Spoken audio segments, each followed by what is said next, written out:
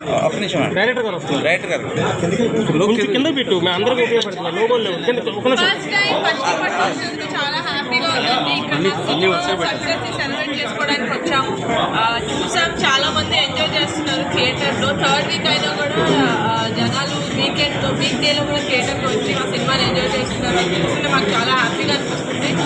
ఇలాగే ఇంకొక వారం ఒక 1 month సక్సెస్ఫుల్గా ఫినిష్ చేసుకుందాం అనుకుంటున్నాం ఆ మూవీని. సో ప్లీజ్ థ్యాంక్ యూ మమ్మల్ని ఎంత ఆదరిస్తున్నందుకు. Please continue the love and effect. Madam ఇప్పుడు అంటే ఈ సినిమా గురించి టాలీవుడ్లో ఉన్న అగ్ర కథానాయకులు కానీ దర్శకులు కానీ ట్వీట్ చేశారు ఏమని, సినిమా ఇది వెరీ వెరీ గుడ్ అని.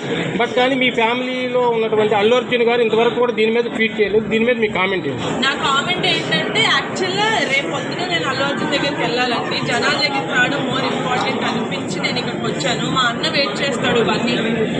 కానీ జనాలు మా అందరికీ జనాలే ఫస్ట్ కాబట్టి ఇక్కడికి వచ్చాము. ఎందుకంటే ఇప్పటికే చాలాసార్లు నేను మెసేజ్ చేశాను, తను రిప్లై చేశాడు. చాలా నచ్చింది నాకు, నేను waiting to watch the film అని. ట్వీట్ ఎందుకు పెట్టలేదు మేడం? నేను అడగను, నేను ఎవరిని అడగను. అంటే ఇంకా గ్యాప్ ఉందా మేడం? అంటే ఏంటి మామూలు ఫ్యామిలీస్ మధ్య చాలా క్లోజ్ ఉందండి. మీకు ఆ గ్యాప్ కనిపిస్తే నేను మేడం నిహారిక గారు ఇప్పుడు స్మాల్ సినిమాలు చేస్తున్నారు. మీ హీరోలతో ఎప్పుడు బిగ్ సినిమా తీస్తారు? మెగా వాళ్ళతో హై బడ్జెట్ మూవీ. వాళ్ళకి తగ్గ స్క్రిప్ట్ నా దగ్గరికి వచ్చినప్పుడు నేను తీసుకుంటాను. ఓకే మేడం, ఇంకోటి మీరు హీరోయిన్ కాకంటే నిర్మాతగా రాణించడంలో మీకు హ్యాపీనెస్ ఉందా?